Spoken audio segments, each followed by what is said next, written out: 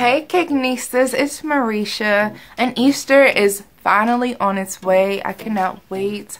I love Easter Sunday. It just feels like something so personal. Easter to me is like one of those special holidays. If you're religious, then it's more than just like the whole Easter bunny situation, which always kind of scared me, might I add. And Santa Claus, both of them, coming up in your place while you're sleeping, just dropping like food and presents. Very nice, but kind of creepy. I'm sorry. And then my daddy told me a story that really scared me. The Easter bunny came in one night. He was really big and he was tall, and I was like, oh my goodness. Anyway, it just feels like one of those genuine holidays. It's an actual holiday. You know how the word holy is in holiday? This is an actual holiday. Today I'm going to make a gorgeous springtime cross cream tart cake. It's 2 layers of cookie with all types of delicious buttercream in the center and on the top, and then it's just decorated with the most simplistically beautiful toppings ever. So if you haven't done so yet, please subscribe to the channel and press on the notification bell, and let's get started.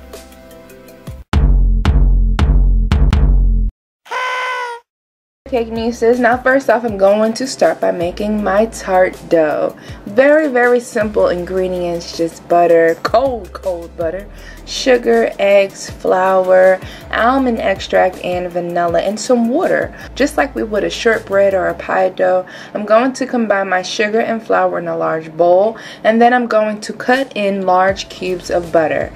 Now if you don't have this type of tool, you can also use a fork, or you can use a food processor, which is amazing. You're just gonna do this until you get small pea-sized bits of butter. Setting that aside, I'm gonna add a little bit of water with my eggs and scramble that together. Then add my almond extract, and you can also do vanilla. I feel like the main flavor in these cream tarts is supposed to be an almond. Some of them also use almond flour, some of them use almond paste. It's really up to you. So we're going to combine everything together until we make a nice dough, and then I just wrapped it in plastic wrap and then set it in the refrigerator for about 1 hour.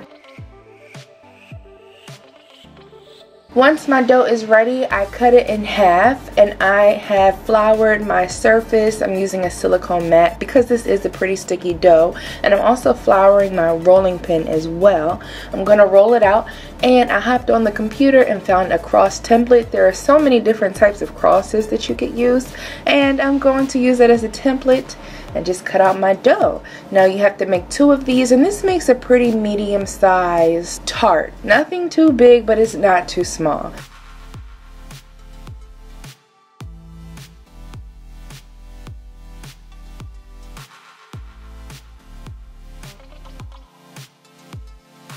So we're going to bake this in the oven for about 10 minutes at 350 degrees. The whole idea is to not let it brown, but it has to be cooked.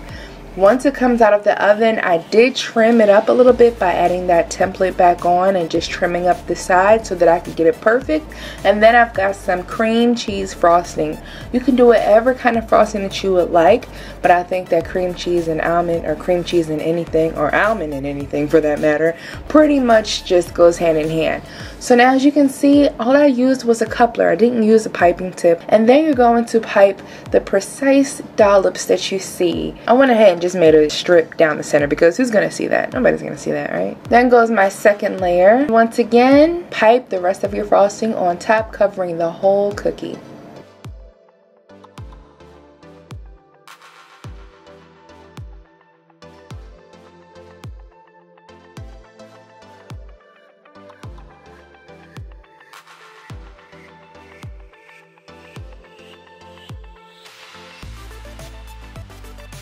So at this point, you pretty much just do whatever you would like to do to decorate your tart.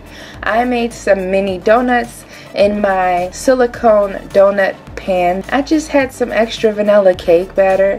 I poured that in there and let it cook for about 10 minutes. And now I'm dipping it in some yellow candy melt.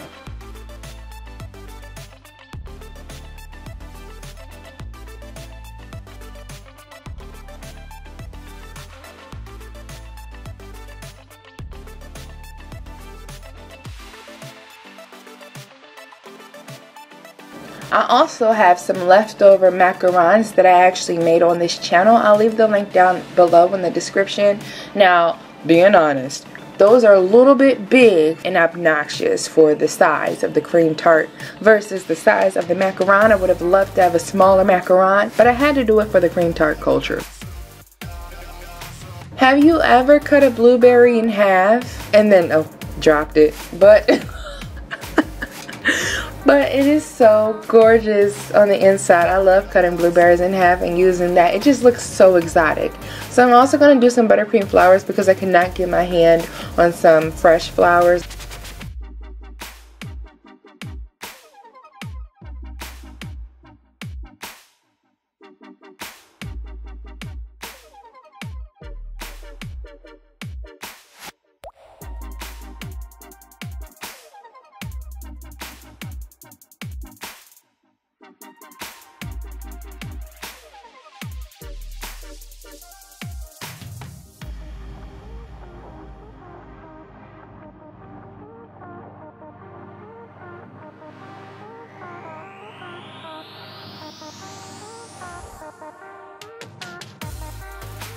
I need a little bit of glitz, so I'm going to add some gold luster dust. I also made some meringues for a video which you will see very soon. I added lavender lemon meringues and I just love them. I did one where I took away a macaron, took away the strawberries and added more meringues, and then I did one with everything on there together. You tell me which one you like the most down below.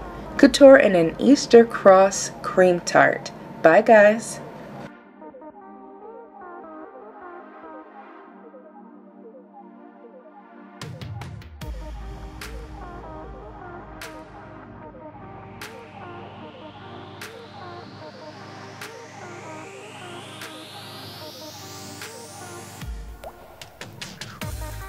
I hope that you guys enjoyed this video. To see some of my other Easter videos, check the description below.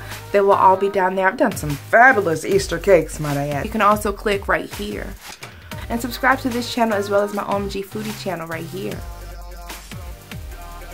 Pump it up, pump it up, pump it up, pump it up, pump it up, pump it up. I will see you guys in the next video. I love you so much for watching. See you guys soon. Bye, Cake Nistas.